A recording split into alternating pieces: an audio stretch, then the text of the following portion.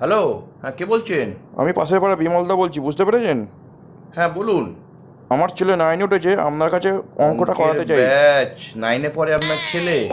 কিন্তু আমার তো 9-এর ব্যাচ ফুল হয়ে গেছে না, ওটাই তো প্রবলেম হয়ে গেছে।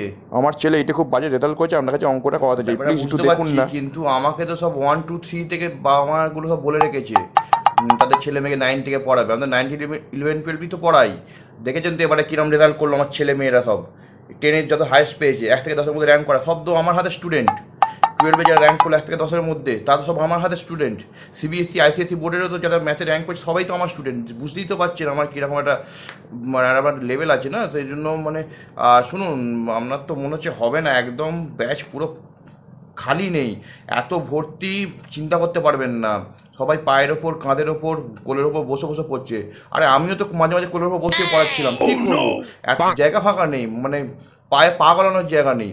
একবার তো এমন হয়েছিল, কি বলবো, মানে আপনাকে বলা উচিত না, পুলিশ এসে গেছিলো, মানে বসতে বসতে গিয়ে ঝামেলা শুরু হয়ে গেছে, পুলিশ এসে তাকে থামাতে হয়েছে। আর কিছুদিন মানে আর কিছুক্ষণ পর তো র্যাব ট্যাব নেমে যেত, এরকম অবস্থা। মিলিটারি ফোর্স নিয়ে আসতো, এয়ারফোর্স নিয়ে আসতে হতো, এরকম অবস্থা হয়ে গেছিলো।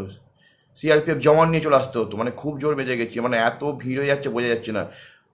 পার ব্যাচে তো এত স্টুডেন্ট বেড়ে গেছে, মানে আপনাকে কি বোঝা। দেখুন একটু প্লিজ স্যার, প্লিজ একটু দেখুন না, আমার ছেলের জন্য দেখুন না। ঠিক আছে, চেষ্টা করছি। শুনুন, আমি কিন্তু 2 বছরের অ্যাডভান্স মাইনে নিয়ে নিই, ঠিক আছে তো? আমার 1000 টাকা করে মাইনে, 12,000, 24,000 টাকা অ্যাডভান্স দিই। স্যার 24,000 টাকা দিতে পারবো না স্যার এখন, প্লিজ একটু চব্বিশ দেখুন, হাজার একটু টাকা দেখুন দিতেই না। হবে, 24,000 টাকা আপনাকে অ্যাডভান্স দিতেই হবে। 9-10 একবারে অ্যাডভান্স টাকা আমি নিয়ে নিই, কারণ 2-3 মাস পর যদি না আপনি আর ছেলে মেয়েকে পাঠান তো প্রবলেম হয়ে যাবে না। আপনার ছেলেকে যদি না পাঠান তো পরে ফেঁসে যাবো, কারণ অনেকে এরকম করেছে 1-2 মাস পরে ছেড়ে চলে গেছে, পুরো ব্যাচ ফাঁকা হয়ে চলে গেছে, এরকম হয়েছে।